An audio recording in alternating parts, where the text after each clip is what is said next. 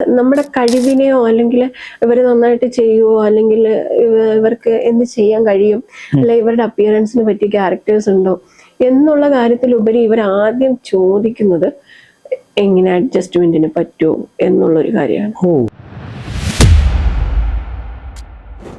ഓക്കെയാണ്, നിങ്ങളുടെ എന്തെങ്കിലും വീഡിയോ ഉണ്ടെങ്കിൽ അയച്ചു തരാൻ പറയും, നമ്മൾ അതും അയച്ചു കൊടുക്കും. എല്ലാം അയച്ചു കൊടുത്തതിന് ശേഷം ഇവരുടെ ഒരു നമ്മൾ ഈ അയച്ചു കൊടുക്കുന്ന ആൾക്കാർ ആരാണ്? അവരുടെ മെയിൻ ആയിട്ട് നിൽക്കുന്ന ഡയറക്ടറാണോ അല്ലെങ്കിൽ ഞാൻ അഭിനയിക്കുന്നുണ്ടെങ്കിൽ നിങ്ങൾ എന്നെ വിളിച്ചു, അഭിനയിക്കുന്നില്ലെങ്കിൽ നിങ്ങൾ എന്നെ മാറ്റി നിർത്തി, കൊള്ളത്തില്ല ഒന്ന് മാറിക്കോ പൊക്കോ. ഇനിയിപ്പോ നമ്മൾ മെയിൻ സ്ട്രീം മൂവീസിലോട്ടൊന്നും എത്തിപ്പെടാത്തത് കൊണ്ടാണോ എന്നും എനിക്കറിയില്ല കേട്ടോ. ഇങ്ങനെ ഒരു മെയിൻ സ്ട്രീം മൂവീസിൽ എത്തിക്കഴിഞ്ഞാൽ അഡ്ജസ്റ്റ്മെന്റ് വേണ്ടേ? അത് നമുക്കറിയില്ല, നമ്മള് ഷൂട്ടിംഗ് ഇവരെ കാണുന്നുള്ളൂ. അതെ അല്ല, വെറുതെ ചുമ്മാ നിന്ന് സംസാരിക്കുമ്പോഴെങ്ങനെയാ അവര് സാധാരണ ഒരു അമ്മയും മോനും എങ്ങനെയായിരിക്കും? അങ്ങനെയല്ല ഞാൻ ചെയ്തു. അപ്പൊ ഈ പറഞ്ഞാല് മീൻകറി അവിടുത്തെ നമുക്ക് നിൽക്കാം, അവിടെ നിന്ന് മാറിപ്പോണ്ട, ആളുകൾക്ക് ഇൻട്രസ്റ്റ് ഉള്ള സംഭവമാണത്. ഓക്കെ, അപ്പൊ ഇങ്ങനത്തെ ഷൂട്ടുകളൊക്കെ പൊതുവെ വിളിക്കാറുണ്ടോ? എനിക്ക് ഒരുപാട് ഇതുപോലെയുള്ള ഷൂട്ട്, ചേച്ചി ഇങ്ങനത്തെ ഷൂട്ടുണ്ട്, ഇങ്ങനൊരു ഷൂട്ട് ചെയ്യാൻ പറ്റുമോ എന്നൊക്കെ ചോദിച്ചു ഒരുപാട് കോൾസ് വരാറുണ്ട്. ഒരുപാട് ഇൻസ്റ്റഗ്രാമിലാണ് ഏറ്റവും കൂടുതൽ. നമുക്ക് ജെനുവിൻ ആണ്, നമുക്കൊരു തീമുണ്ട്, നമുക്ക് പറ്റുന്നൊരു ഷൂട്ടാണ് എന്ന് തോന്നുന്നത് ഞാൻ ഓക്കെ പറയാറുണ്ട്. പക്ഷെ അത് എനിക്ക് പറ്റാത്തൊരു ഷൂട്ടാണെങ്കിൽ ഞാൻ നോ പറയും. ഞാൻ ചെയ്യില്ല, എനിക്കത് ചെയ്യാൻ പറ്റില്ല. ഞാൻ എന്നോട് പറയുന്നവരോടെല്ലാം എനിക്ക് റെഫറൻസ് പിക്ക്, ഞാൻ ആദ്യം അവരോട് ചോദിക്കുന്നത് എനിക്ക് നിങ്ങൾ റെഫറൻസ് അയക്കുമ്പോൾ ഞാൻ അത് നോക്കിയിട്ട് പറയും. എനിക്ക് പറ്റുന്നതാണെങ്കിൽ ഞാൻ ഓക്കെ പറയാം, അല്ലെങ്കിൽ അപ്പൊ ഞാൻ അവരോടൊപ്പം തന്നെ പറയും ഞാൻ ഇത്രയും എക്സ്പോസ് ചെയ്തിട്ട് ചെയ്യുന്നില്ല ബ്രോ, ഞാൻ ഇത് ചെയ്യുന്നില്ല, ഞാൻ ചെയ്യുന്ന ഫോട്ടോസ് ഇന്നതാണ്, എനിക്ക് ഓക്കെയാണ്, ഇത്ര എക്സ്പോസ് ഒക്കെ ഓക്കെയാണ്, പക്ഷെ ഞാൻ ഇങ്ങനൊരു സംഭവം ചെയ്യുന്നില്ല, ഞാൻ പറഞ്ഞു തന്നെ വിടാറുണ്ട്. ഓവർ എക്സ്പോസിംഗ് തന്നെയാണ് ഞാൻ ഉദ്ദേശിച്ചത്.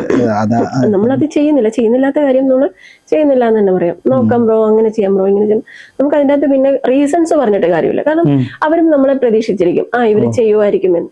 അതിന്റെ ആവശ്യമില്ല. നമ്മളെ ഫോട്ടോസും വീഡിയോസും കാണുമ്പോൾ അങ്ങനെ ആയിരിക്കുമെന്ന് ഇവര് തോന്നലുണ്ടാവും, തീർച്ചയായിട്ടും ഉണ്ടാവും. ആ ഒരു തോന്നലിലായിരിക്കും അവർ വിളിക്കുന്നതും. ഇപ്പൊ ഇങ്ങനത്തെ കുറച്ച് മൂവീസുകൾ ഇങ്ങനെ വന്നുകൊണ്ടിരിക്കുകയാണല്ലോ നിലവില്. അപ്പൊ അങ്ങനത്തെ മൂവീസിനെ കുറിച്ചിട്ട് എന്താ അഭിപ്രായം? അങ്ങനത്തെ മൂവീസിന് പ്രത്യേകിച്ച് അഭിപ്രായമൊന്നുമില്ല. കാരണം എന്നെ ഒരുപാട് ഈ ഒരു മൂവീസ്, ഈ ഒരു വെബ് സീരീസ് ടൈപ്പ് ഒരുപാട് കോൾസ് വന്നിട്ടുണ്ട്. ഞാൻ അവരോടെല്ലാം പറഞ്ഞ് ഞാനിപ്പോ എന്താ പറയാ, ഇങ്ങനെ മോഡലിംഗ് അല്ലെങ്കിൽ ഒരു സിനിമ ഫീൽഡിലേക്ക് നിൽക്കുന്ന അതെന്റെ ഒരു പാഷന് എന്നുള്ളൊരു ഇതിലാണ്. പക്ഷെ അതിനപ്പുറം വേറൊരു സംഭവത്തിലേക്ക് ഞാൻ താല്പര്യപ്പെടുന്നില്ല, എനിക്ക് അതിനോട് താല്പര്യമില്ല എന്ന് തന്നെ പറഞ്ഞിട്ടുണ്ട്. ആ സബ്ജക്ട് നമുക്ക് വേണ്ട, നമ്മൾ ചെയ്യുന്ന രീതിയിൽ നല്ല മാന്യമായിട്ട് നമ്മൾ ചെയ്യുന്നു. ചെയ്താലും അതിനൊരു ജെന്യൂനിറ്റി വേണമല്ലോ. ഏത് കാര്യം ചെയ്യുന്നതിന് നമുക്ക് മനസ്സിലൊരു സംതൃപ്തി വേണം. ഞാൻ ചെയ്തത് ഓക്കെയാണ്, അല്ലെങ്കിൽ ഞാൻ ചെയ്യുന്നത് ശരിയാണ് എന്നൊരു മനസ്സിലൊരു സംതൃപ്തി. അത്രയും കഷ്ടപ്പെട്ട് ഈ പറഞ്ഞ പോലെ തന്നെ വാട്ടർഫോൾസിലൊക്കെ പോയിട്ട് എടുത്തുകൊണ്ട് അതിനൊരു സ്വയം ഞാൻ അത്ര കഷ്ടപ്പെടുത്ത ഒരു ഫോട്ടോ ആണത്. നമ്മൾ ഓരോ ഷൂട്ടും, ഞാൻ മാത്രമല്ല എന്റെ കൂടെ ഉള്ളവരും എല്ലാവരും കഷ്ടപ്പെട്ടിട്ടാണ് ഓരോ ഫോട്ടോസും ഔട്ട് വെളി വരുന്നത്. അപ്പം അതിന് ആ ഒരു ഫോട്ടോസിന്റെ ഔട്ട് വെളി വരുമ്പോൾ അതിൽ കുറ്റം പറയാനൊരു 10 പേര് 100 പേരുണ്ടായിക്കോട്ടെ, നല്ലത് പറയാനൊരു 10 പേരുണ്ടായാൽ മതി. ഫോട്ടോ കൊള്ളാം, നന്നായിട്ടുണ്ട് എന്ന് പറയാൻ നല്ല ഒരു 10 പേരുണ്ടായാൽ മതി. അത് കേൾക്കുമ്പോൾ നമുക്കൊരു സന്തോഷമാണ്. തീർച്ചയായിട്ടും. ഇപ്പൊ സോഷ്യൽ മീഡിയയില് നിരവധി ഇൻഫ്ലുവൻസർമാരുണ്ട്. അതിൽ ഏറ്റവും വലിയ പ്രത്യേകത ഉള്ള ഒരാളാണ് നമ്മുടെ ശ്രീകാന്ത് വെട്ടിയൂർ അല്ലെ? ശ്രീകാന്ത് വെട്ടിയാർ. എനിക്ക് തോന്നുന്നു ഇന്ന് ട്രെൻഡിൽ നിൽക്കുന്ന വളരെ ഫേമസ് ആയിട്ടുള്ള ഒരാൾ കൂടിയാണ്. എനിക്ക് തോന്നുന്നു ദൃശ്യത്തിന്റെ 3 വരെയും അടിപൊളി നൈസായിട്ട് അദ്ദേഹം കൂടി ചെയ്തിരുന്നു. അദ്ദേഹത്തിന്റെ ഇത് എനിക്ക് തോന്നുന്നു അദ്ദേഹത്തിനോടൊപ്പം അഭിനയിച്ചിട്ടുണ്ട്. എങ്ങനെ ഉണ്ടായിരുന്നു ആ ഒരു എക്സ്പീരിയൻസ് അദ്ദേഹത്തിനോടൊപ്പം? എന്നെ സംബന്ധിച്ചിടത്തോളം പുള്ളിയെ പറ്റി പറയുകയാണെങ്കിൽ ഒരു എന്താ പറയാ, സ്പോട്ടിലാണ് ഡയലോഗ്സ് വരുന്നതും, സ്പോട്ടിലാണ് സ്റ്റോറി വരുന്നതും, നമുക്കറിയാം സ്പോട്ടിലാണ്. ഞാൻ മനസ്സിലാക്കിയെടുത്തോളം എന്റെ ഒരു കാഴ്ചപ്പാടിൽ പുള്ളി ഒരു ലെജൻഡാണ്. അതെ,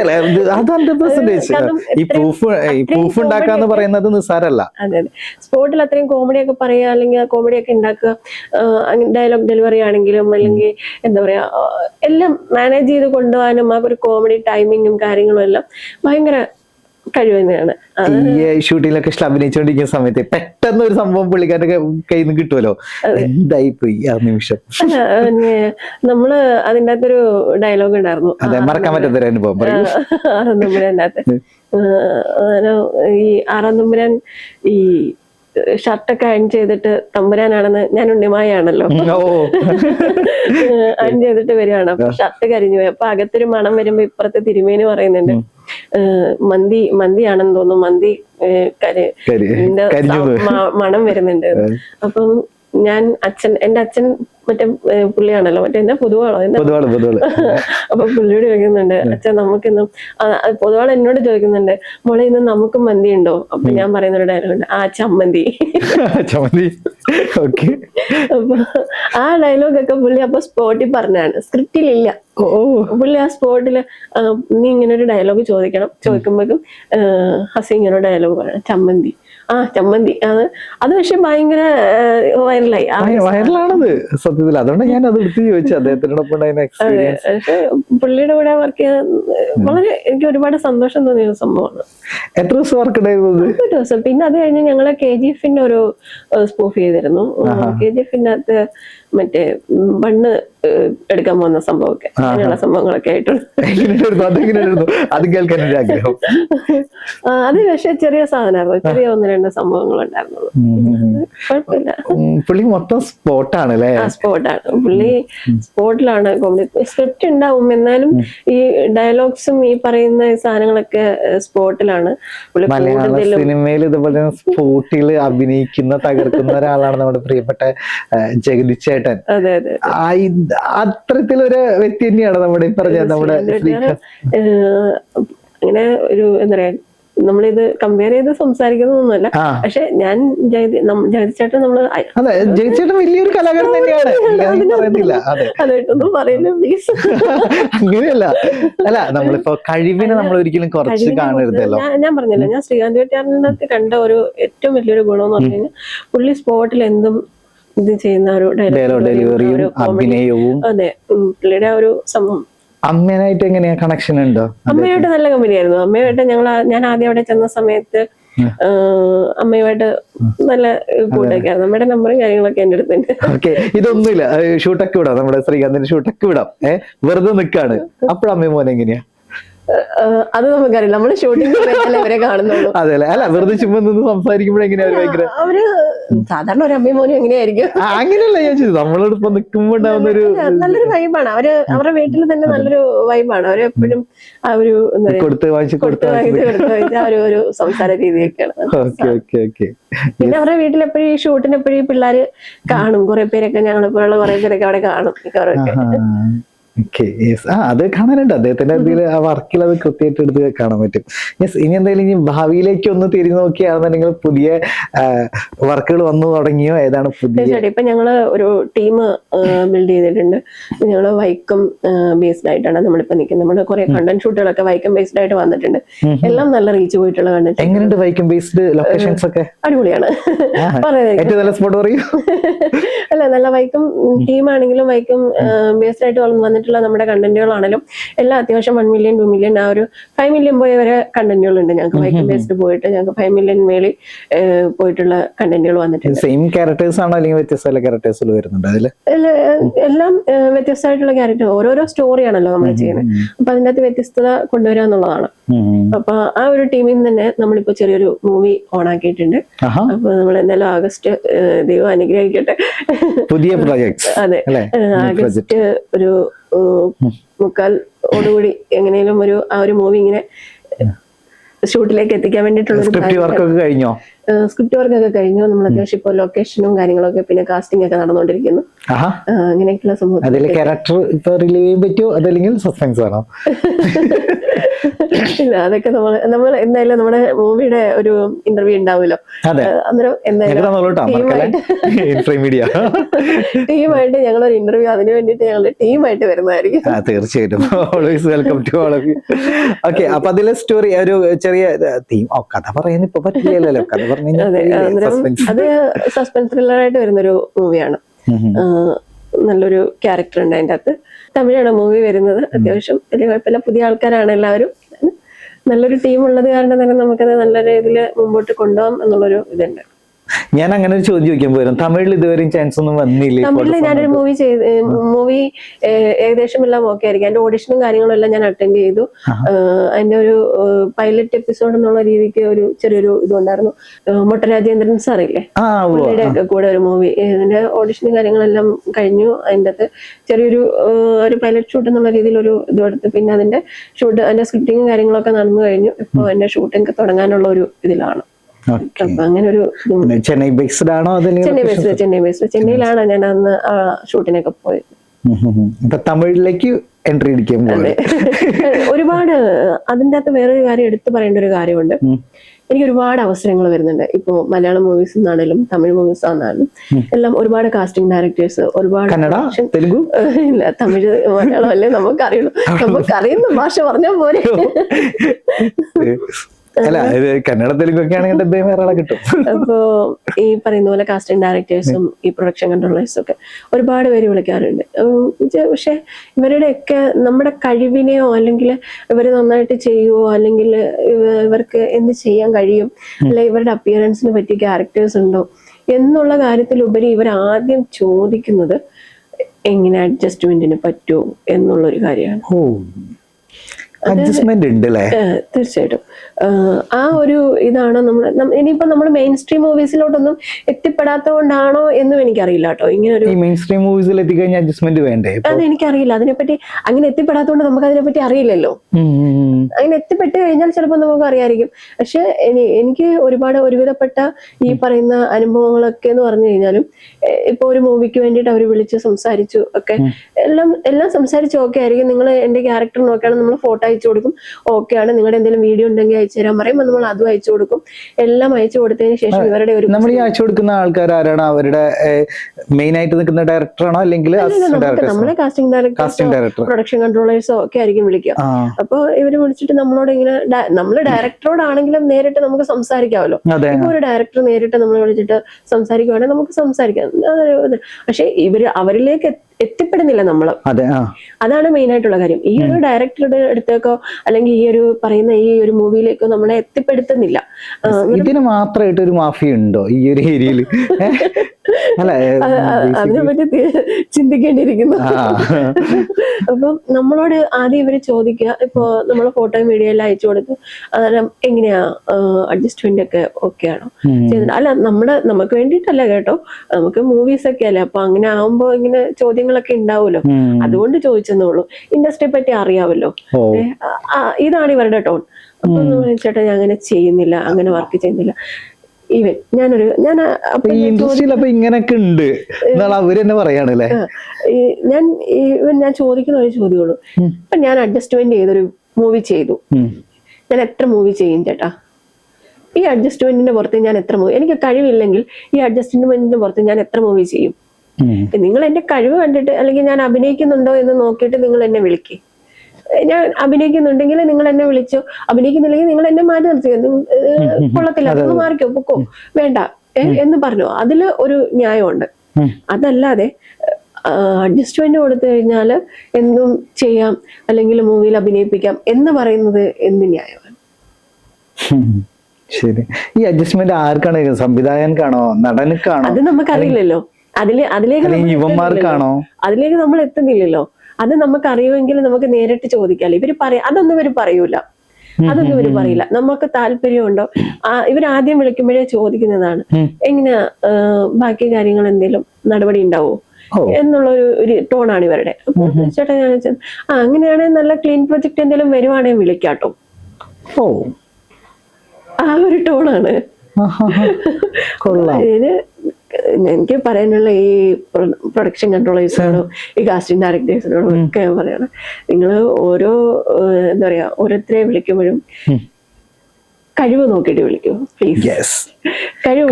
അവരത് ചെയ്യാൻ പ്രാപ്തരാണോ, അവരത് എങ്ങനെ ചെയ്യും, അല്ലെങ്കിൽ നിങ്ങളൊരു സ്ക്രീൻ ടെസ്റ്റ് നടത്തും അല്ലെങ്കിൽ ഒരു ഓഡിഷൻ വെക്കുമോ, അവരത് ചെയ്യുന്നുണ്ടോ, അവരത് ചെയ്യാൻ പ്രാപ്തരാണോ എന്ന് നോക്കിയിട്ട് നിങ്ങൾ വിളിക്കും.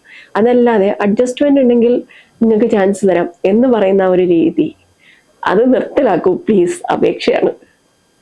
അത്രേ ഉള്ളൂ. ഒരു കലാകാരിയുടെ ഭാവിയിൽ ഒരു ആക്ട്രസ് ആവണമെന്ന് ആഗ്രഹിക്കുന്ന തീർച്ചയായിട്ടും എന്റെ മാത്രമല്ല, ഓരോ ഈ കലാരംഗത്തേക്ക് വരുന്ന ഓരോ പെൺകുട്ടികൾ ഓരോ ആർട്ടിസ്റ്റുകളും നേരിടുന്ന പ്രശ്നം തന്നെയാണ് ഇത്. ജൂനിയർ ആർട്ടിസ്റ്റുകളടക്കം. ഇത് ഞാൻ മാത്രമല്ല, ഓരോ പെൺകുട്ടികളും ഈ പറയുന്ന ഫിലിം ഇൻഡസ്ട്രിയിലേക്കോ മോഡലിംഗ് ഇൻഡസ്ട്രിയിലേക്കോ ഒക്കെ വരുന്ന ഓരോ പെൺകുട്ടികളും നേരിടുന്ന പ്രശ്നമാണിത്. തുറന്നു പറയാൻ മടിക്കുന്നുണ്ട് പലരും ഈ കാര്യം. തുറന്നു പറയാൻ പഠിക്കുന്നവരും ഉണ്ട്. കാരണം അവര് പറഞ്ഞു കഴിഞ്ഞാൽ അവർക്ക് അവസരം നഷ്ടപ്പെടുമോ എന്ന് പേടിച്ച് പലരും പറയാതിരിക്കുന്നവരുണ്ട്. പറയാതിരിക്കുന്ന ഒരുപാട് പേരുണ്ട്. ഞാനിത് പറഞ്ഞു കഴിഞ്ഞാൽ എനിക്ക് അവസരം നഷ്ടപ്പെടുമോ എന്നുള്ളൊരു രീതിയിൽ പറയാതിരിക്കുന്ന ഒരുപാട് പേരുണ്ട്. പക്ഷെ നമുക്ക് പോകുന്നത് അവസരങ്ങളാണ്. അതെ, നമുക്ക് ഇപ്പോ ശരിക്കും ഇങ്ങനെ അഡ്ജസ്റ്റ്മെന്റ് നോ എന്ന് പറഞ്ഞു കഴിഞ്ഞാൽ പിന്നെ അവിടെ അവസരമില്ല. അപ്പൊ പിന്നെ അത് ഓപ്പൺ ആയിട്ട് പറയുന്നതാണല്ലോ നല്ലത്. അവസരമില്ല, നമുക്ക് അവസരമില്ല. നമ്മളപ്പോ വീണ്ടും നമ്മൾ ഈ പറയുന്ന പോലെ അപ്പൊ നമ്മൾ എന്ത് ചെയ്യും? നമുക്ക് കയറി വരാൻ വേറൊരു മാർഗം ഉണ്ടോ എന്ന് നമ്മൾ അന്നേരം നോക്കും. അപ്പോഴാണ് നമ്മൾ ഈ പറയുന്ന കണ്ടന്റ് ഷൂട്ട്, ഈ റീൽസ്, ഈ പറയുന്ന രീതിയിൽ നമ്മൾ ആ രീതിയിലേക്ക് അപ്പൊ നമ്മൾ ആ ഒരു രീതിയിൽ കയറി വന്ന ഒരു ഇതിലൊക്കെ എത്തുമ്പോൾ ഇപ്പൊ തന്നെ കണ്ടില്ലേ, യൂട്യൂബേഴ്സ് ആയിട്ടുള്ള ആൾക്കാരാണ് വാഴ 2 അഭിനയിച്ചേക്കുന്നത്. അവരൊക്കെ കയറി വന്നിട്ടുണ്ട്. അപ്പൊ അതുപോലെ ഓരോരുത്തരും ആ ഒരു സോഷ്യൽ മീഡിയ തന്നെ ഇപ്പൊ ഏറ്റവും കൂടുതൽ എന്താ പറയാ, അവരവരുടെ വളർച്ചയ്ക്ക് വേണ്ടിയിട്ട് ഉപയോഗിക്കുന്നതിന്റെ മെയിൻ കാരണം ഇതാണ്. കാരണം അവർക്ക് ആർക്കും മെയിൻ സ്ട്രീമിലേക്ക് എത്തിപ്പെടാൻ പറ്റുന്നില്ല. അവർ ഇതിനെ ഒരു പ്ലാറ്റ്ഫോം ആക്കി എടുത്ത് മെയിൻ സ്ട്രീമിലേക്ക് എത്താൻ നോക്കുകയാണ് പലരും. തീർച്ചയായിട്ടും ശരിയാണ്. Content creator. അതെ, കൃത്യമായിട്ട് അവര് തന്നെ അവരുടെ നമ്മുടെ കണ്ടന്റ് ക്രിയേറ്റ് ചെയ്യുന്നു, നമ്മൾ ജനങ്ങളിലേക്ക് എത്തിക്കുന്നു. ജനങ്ങൾ വിലയിരുത്തട്ടെ, ഇവര് നല്ലതായിട്ട് ചെയ്യുന്നുണ്ടോ, ഇവർ നന്നായിട്ട് അഭിനയിക്കുന്നുണ്ടോ, ഇവര് കൊള്ളാം. ഒരാൾ പറഞ്ഞാൽ മതി. 5 മില്യൺ 1 മില്യൺ ഒക്കെ അടിച്ചു കഴിഞ്ഞാൽ തീർച്ചയായിട്ടും അത് വലിയ സ്റ്റാർ തന്നെയാണ്. എന്നെ സംബന്ധിച്ചിടത്തോളം, എന്നെ ആണെങ്കിലും എന്റെ ടീമിനെ സംബന്ധിച്ചിടത്തോളം വലിയ കാര്യമാണ്. നമ്മുടെ ഒരു വീഡിയോ 5 മില്യൺ പോവുക, അല്ലെങ്കിൽ ഒരു 1 മില്യൺ പോവുക. 1 മില്യൺ എന്ന് പറയുമ്പോൾ 10 ലക്ഷം പേര് നമ്മുടെ വീഡിയോസ് കാണുകയാണ്. ഈ പറയുന്ന 10 ലക്ഷം ഒരു തിയേറ്ററിൽ 10 ലക്ഷം പേര് തിയേറ്ററിൽ പോയിട്ട് ഒരു മൂവി കാണുന്ന പോലെ തന്നെയാണ്. അതുപോലെ തന്നെയാണ് ഞങ്ങൾ കാണുന്നത്.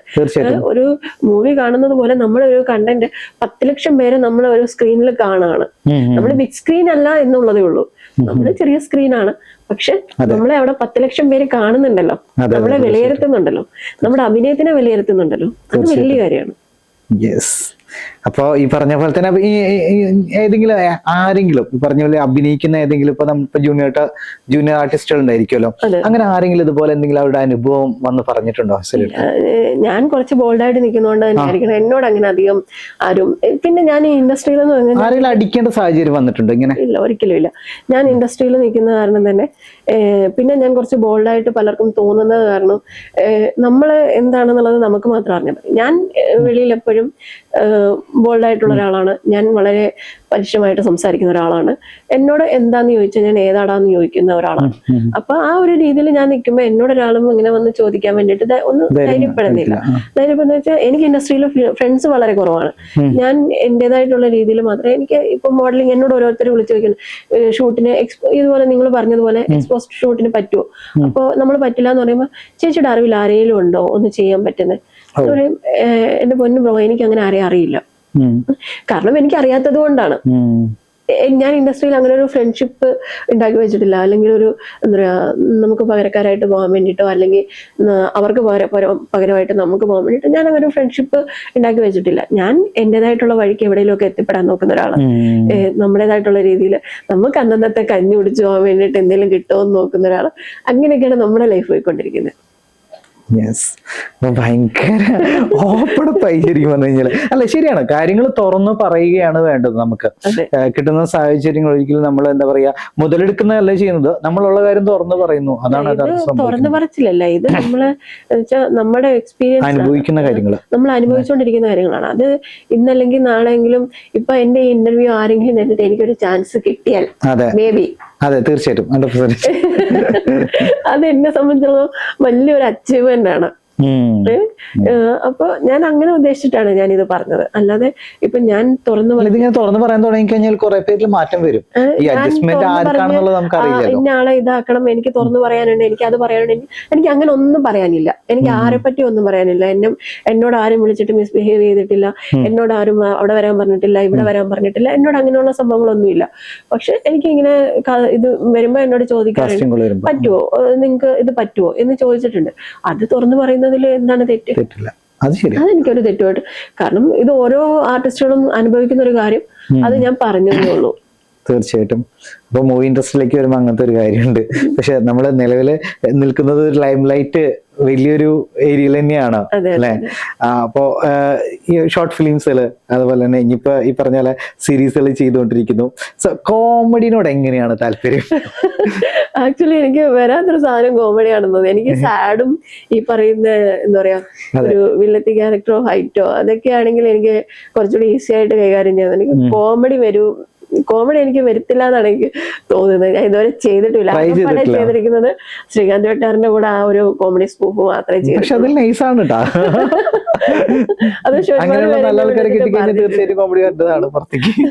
അതെന്നെ ഒരുപാട് പേര് വിളിച്ച് പറഞ്ഞിട്ടുണ്ട്. ഞാൻ ട്രൈ ചെയ്തിട്ടില്ല. ഇനി മുന്നോട്ട് എന്തെങ്കിലും കിട്ടിയേ ചെയ്യും, അത്രേ ഉള്ളൂ. ഒരു ത്രൂ ഔട്ട് ഒരു നല്ലൊരു ബേസിക് ഒരു സ്ത്രീ കഥാപാത്രം കിട്ടിക്കഴിഞ്ഞാല് അത് അങ്ങനെ ഒരു സ്ത്രീ കഥാപാത്രം ഏതായിരിക്കും കിട്ടണമെന്ന് ആഗ്രഹിക്കുന്ന ഒരു സ്ത്രീ കഥാപാത്രം? എനിക്ക് നല്ലൊരു എന്താ പറയാ ഈ പറയുന്ന പോലെ പോലീസ് ക്യാരക്ടർ, നല്ലതായിട്ട് ഒരു ഫൈറ്റ് ഒക്കെ ഉള്ള ഒരു ക്യാരക്ടറാണ് എനിക്ക്. പിന്നെ എനിക്ക് വില്ലത്തിയായിട്ടുള്ള ക്യാരക്ടറാണ് താല്പര്യം. അതായത് ഒരു ഗ്യാങ്സ്റ്ററിന്റെ ഒക്കെ കൂടെ ഒരു ഗ്യാങ് വാറിനൊക്കെ പോകുന്നത് ഒക്കെ നമ്മുടെ വരലക്ഷ്മി ശരത്കുമാറൊക്കെ ചെയ്തിട്ടുള്ള പോലെയുള്ള ക്യാരക്ടേഴ്സ് എനിക്ക് ഭയങ്കര ഇഷ്ടമുള്ള ക്യാരക്ടറാണ്. അതുപോലെയുള്ള അങ്ങനത്തെ ക്യാരക്ടേഴ്സിനോടാണ് കൂടുതൽ ഇഷ്ടം, വില്ലൻ ക്യാരക്ടേഴ്സിനോടാണ്? തീർച്ചയായിട്ടും. എന്റെ ഒരു നേച്ചർ അതുകൊണ്ട് അത് ആ ഒരു രീതിയിലായതുകൊണ്ടായിരിക്കണം എനിക്ക് ആ ഒരു ക്യാരക്ടേഴ്സിനോട് കൂടുതൽ താല്പര്യമാണ്. ഓക്കെ, അപ്പൊ പുതിയ പ്രൊജക്ട് പറഞ്ഞു, സിനിമയിലെത്തി. ഇനി ഇവൻ സീരിയൽസ് ഒന്നും നോക്കിയിട്ടില്ല? അപ്പൊ സീരിയൽസ് ഞാൻ ഡബ് ചെയ്തതോടുകൂടി നിർത്തിയതാണ്. സീരിയൽസ് എന്തുകൊണ്ട് നിർത്തിയ? പെട്ടെന്ന് സീരിയൽസിൽ അഭിനയിച്ച് കഴിഞ്ഞാൽ വലിയ പോപ്പുലാരിറ്റി ഒന്നും ഇല്ല, അല്ലെങ്കിൽ അതവിടെ ഫനിച്ചു? എനിക്കെന്തോ ആ ഒരു ഞാൻ ആ ഫീൽഡിലോട്ട് എത്തിപ്പെട്ടുമില്ല, ആ ഫീൽഡിലേക്ക് ഞാൻ നോക്കിയിട്ടുമില്ല. അത് എന്തുകൊണ്ടാണെന്ന് എനിക്കും അറിയില്ല. ഡബിങ് അതോടുകൂടി സ്റ്റോപ്പ് ചെയ്തു. നേരെ മോഡലിലേക്ക് കടന്നപ്പോ വേറൊരു പുതിയ സ്റ്റെപ്പിലേക്ക് കടന്നു, വേറെ ലെവലിലേക്ക് എത്തി എന്നുള്ളതാണ്. ഓക്കെ, നമ്മുടെ ലൈഫില് നമ്മള് ഒരു ഡ്രീം പ്ലേസ് ഉണ്ടായിരിക്കുമല്ലോ, നമ്മൾ പോകണം, നിൽക്കണം, ആ സ്ഥലം ഒന്നുകൂടി അടുത്തറിയണം ആഗ്രഹിക്കുന്ന സ്പെഷ്യൽ പ്ലേസ് ഉണ്ടായിരിക്കും. അങ്ങനെയൊക്കെ ഒന്ന് ചോദിച്ചു കഴിഞ്ഞാൽ ഒരുപാട് ബക്കറ്റ് ലിസ്റ്റ് തന്നെ ഉണ്ട്. ബക്കറ്റ് ലിസ്റ്റ് ഉണ്ടാവും, പറഞ്ഞാൽ മതി. ഏറ്റവും കൂടുതൽ എനിക്ക് ഇഷ്ടം, എനിക്ക് മലേഷ്യയിൽ പോകാൻ ഭയങ്കര താല്പര്യമാണ്. ഞങ്ങള് അവിടെ അടിപൊളി ഫ്രെയിം ആട്ടോ ഫോട്ടോസ് ഒക്കെ എടുക്കാനായിട്ട്. ഒരു ഫാഷൻ ഷോയ്ക്ക് വേണ്ടിയിട്ട് ഞങ്ങൾ അവിടെ പോകാൻ വേണ്ടിയിട്ട് എല്ലാം ഒന്ന് സെറ്റ് ആവാന്നായിരുന്നു. പക്ഷെ അതിന്റെ ഇടയ്ക്ക് വെച്ച് ചെറിയൊരു ഇത് കാരണം നമുക്കത് നിർത്തലാക്കേണ്ടി വന്നു. ഫാഷൻ ഷോയുടെ ബേസിൽ തന്നെ പോകാൻ വേണ്ടിയിട്ട് സെറ്റായി വന്നതായിരുന്നു. മലേഷ്യ എന്ന് പറയുന്നത് എൻ്റെ ഒരു ഡ്രീം പ്ലേസ് ആണ്. പിന്നെ എനിക്ക് ഇപ്പോഴത്തെ എൻ്റെ ഒരു ജപ്പാൻ പോകണമെന്ന് ഭയങ്കര ഒരു ആഗ്രഹമുണ്ട്. ജപ്പാൻ ചുമ്മാ ഒരാഗ്രഹം, അത്രേ ഉള്ളൂ. ഈ ടെക്നിക്കലി ഉള്ള കാര്യങ്ങളോടൊക്കെ എങ്ങനെ ഇഷ്ടം? ഞാൻ വളരെ വീക്കാണ് ടെക്നിക്കലി, സത്യം പറയാം. ഇപ്പോഴത്തെ ഈ കുറെ അപ്ഡേറ്റ്സ് കാര്യങ്ങളൊക്കെ ഉണ്ടല്ലോ, അപ്പൊ അതിലൊക്കെ ഞാൻ നോക്കും, പഠിക്കാൻ വേണ്ടി ശ്രമിക്കുന്നുണ്ട്. പക്ഷെ എന്നാലും കുറച്ച് വീക്കാണ്. നമ്മളിപ്പോ പൊതുവെ ഇപ്പൊ പല സംഭവങ്ങൾ നടന്നുകൊണ്ടിരിക്കുന്നുണ്ട്. സ്ത്രീകളെ സംബന്ധിച്ചിടത്തോളം പ്രിയദർശിനി എത്തിയിരിക്കുന്നു, KSRTC, അങ്ങനെയുള്ള കാര്യങ്ങളൊക്കെ വരുമ്പോ അതിനോടൊക്കെ എങ്ങനെയാണ് താങ്കളുടെ ഒരു പൊതുവായിട്ടുള്ള ഒരു അഭിപ്രായം? വളരെ സ്ത്രീകൾക്ക് അങ്ങനെ ഒരു സംഭവം കൊടുക്കുന്നത് നല്ലതൊക്കെ തന്നെയാണ്. പക്ഷെ എന്താ പറയാ, ഇപ്പൊ കുറെ ഇഷ്യൂസ് ഒക്കെ ഉണ്ടാവുന്നുണ്ടല്ലോ. പ്രിയദർശിനിയിൽ ടിക്കറ്റ് എടുത്തിട്ട് പോകുന്നവര് ഇരിക്കണം, അല്ലാത്തവര് നിക്കണം എന്നൊക്കെ പറയുമ്പോഴത്തേന് അതൊക്കെ ബുദ്ധിമുട്ടാണ്. പിന്നെ സ്ത്രീകൾക്ക് എന്ന് പറഞ്ഞിട്ടൊരു സംഭവം വേണ്ട, അതിന്റെ ആവശ്യമില്ല. അങ്ങനെ ഒരു ഇതാണ്. കാരണം ഇപ്പോ കർണാടക ഗവൺമെന്റ് ഒക്കെ രാഷ്ട്രീയം പറയുമല്ലാട്ടോ, കർണാടക ഗവൺമെന്റ് ഒക്കെ ഇതൊക്കെ പറ്റിയിട്ട് ഒരുപാട് നഷ്ടത്തിലായ സംഭവമാണ്. പിന്നെ പ്രൈവറ്റ് ബസ്സുകാരുടെ, നമ്മുടെ നാട്ടിൽ തന്നെ ഇപ്പൊ പ്രൈവറ്റ് ബസ്സുകാർ ഏറ്റവും കൂടുതൽ ഭയങ്കര ഒരു നോക്കിയിട്ട് വേണമായിരുന്നു ഇതൊക്കെ ഇങ്ങനെ ഒരു തീരുമാനത്തിലേക്ക്. നമുക്ക് തോന്നുന്നു നമ്മുടെ ചാലക്കുടിയിൽ തന്നെ ഒരു ബസ് തന്നെ 2 ബസ്സുകൾ തന്നെ ഓട്ടം നിർത്തി, അങ്ങനെ ഒരു സാഹചര്യം വരെ ഉണ്ടായി. ഒരുപാട് പേരുടെ കഞ്ഞുകൂടി മുട്ടുന്ന ഒരു സംഭവം കൂടി ആയിപ്പോയി. അവർ സ്ത്രീ എന്ന രീതിയിൽ അത് സ്ത്രീകൾക്ക് നല്ലതാണ് എന്നുള്ളതാണ്. പക്ഷെ അതൊരു ഏജ് കാറ്റഗറി വേണമെന്ന് കുറെ പേര് അഭിപ്രായപ്പെടുന്നുണ്ട്. ഒരു 60 വയസ്സ് അല്ലെങ്കിൽ 50 വയസ്സിന് താഴെ വയസ്സുള്ള സ്ത്രീകൾക്ക് വേണ്ടിയിട്ടായിരുന്നു ഇതെങ്കിലും കുറച്ചുകൂടെ ഒരു ബെനിഫിറ്റ് ഉണ്ടായേനെ. കാരണം മറ്റവർക്കും പ്രശ്നം ഉണ്ടാവില്ല. അതെ പ്രൈവറ്റ് ബസ്സുകാരും ജീവിച്ചു പോണ്ടേ, അവർക്കും ജീവിച്ചു പോണ്ടേ. തീർച്ചയായിട്ടും. അപ്പൊ ഈ പ്രിയദർശിനി ബസ് കയറാൻ വേണ്ടി നോക്കി നിന്ന് കയറുന്ന സ്ത്രീകളാണ് കൂടുതൽ. പിന്നെ അത് കാണാലോ നമ്മുടെ ഈ എറണാകുളത്തെ സിറ്റിയിൽ എവിടെ തിരിഞ്ഞാലും കാണാം, എന്റെ നാട്ടിലെത്തിയാലും കാണാം, ഒരു കൂട്ടം ഭാഗം അങ്ങനെ നിൽക്കും. അത് ശരി റൈറ്റ്. അതിനെപ്പറ്റി ഒന്നും കൂടുതൽ എനിക്ക് സത്യം പറയാം, ഈ രാഷ്ട്രീയം താല്പര്യമില്ല, രാഷ്ട്രീയം സംസാരിക്കാനും താല്പര്യമില്ല. രാഷ്ട്രീയം മതം ഈ പറയുന്ന രാഷ്ട്രീയം മതമൊന്നും എനിക്ക് താല്പര്യമില്ലാത്ത രീതികളാണ് കേട്ടോ. എന്നോട് ഒത്തിരി പേര് വന്നിട്ട് ചോദിക്കുന്ന സംഭവങ്ങളുണ്ട്, നീ ഒരു മുസ്ലിം അല്ലേ, ഇങ്ങനെ ഫോട്ടോഷൂട്ട് ചെയ്യാവോ എന്നൊക്കെ ചോദിക്കും. ഞാൻ മതമല്ല, ഞാൻ എന്നെ ഒരു മനുഷ്യനായിട്ട് കണ്ടാൽ മതി. ഞാൻ അവരോട് പറയുന്ന ഒരു സംഭവം, ഞാൻ മതത്തിലോ ജാതിയിലോ ഒന്നും നോക്കുന്നില്ല. ഞാൻ ഇന്ന മതം ആയതുകൊണ്ട് ഞാനിത് ചെയ്യാൻ പാടില്ല, ഞാൻ ഇന്ന കാസ്റ്റ് ആയതുകൊണ്ട് നീ അവിടെ പോകാൻ പാടില്ല എന്ന് പറയാൻ വേണ്ടിയിട്ടുള്ള ഒരു സംഭവം, അതാണ് എടുത്തു മാറ്റേണ്ടത്. ഇപ്പോ ഞാൻ ക്ഷേത്രത്തിൽ പോവാറുണ്ട്, ഞാൻ നല്ലൊരു ശിവഭക്തയാണ്, ഞാൻ ക്ഷേത്രത്തിൽ പോവാറുണ്ട്, ഇവൻ ഈ പറയുന്ന പള്ളിയിൽ പോവാറുണ്ട്. ഞാൻ അങ്ങനെ ഒരു മതമോ ജാതിയോ നോക്കിയിട്ട് ഫ്രണ്ട്സിനെ എടുക്കുന്ന ആളോ ഒന്നുമല്ല. എനിക്ക് ഒരുപാട് പല ജാതിയിലുള്ള ഫ്രണ്ട്സ് ഉണ്ട്, എല്ലാവരോടും ഞാൻ ഒരുപോലെ പെരുമാറുന്ന ഒരാളാണ്. ഞാൻ മനുഷ്യൻ എന്നുള്ളൊരു ഇതിനപ്പുറം മതമോ ജാതിയോ ഈ പറയുന്ന രാഷ്ട്രീയമോ ഇതൊന്നും നോക്കി ഞാൻ ആരോടും കൂട്ടുകൂടുന്ന ഒരു വ്യക്തിയല്ല. അപ്പൊ അതൊന്നും സംസാരിക്കാനും എനിക്ക് താല്പര്യമില്ല. ഓക്കെ, തീർച്ചയായിട്ടും.